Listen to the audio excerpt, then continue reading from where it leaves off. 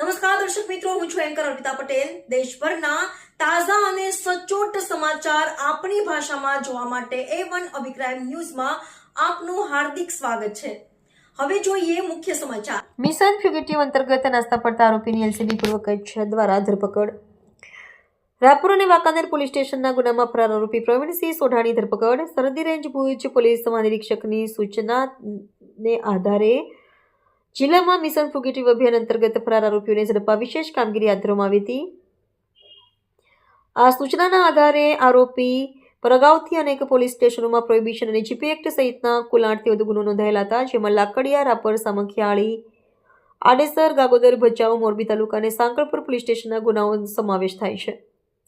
આ સમગ્ર કામગીરી એલસીબી પૂર્વ કચ્છની team, police inspector N Chudasama, police sub inspector DG Patel તથા સ્ટાફની કડક દેખરેખ અને ચુસ્ત કામગીરી હેઠળ સફળ બની હતી। પોલીસે આરોપી વિરુદ્ધ કાયદેસરની આગળની કાર્યવાહી હાથ ધરી હતી। રિપોર્ટર ભરત ઠાકોર, કચ્છ।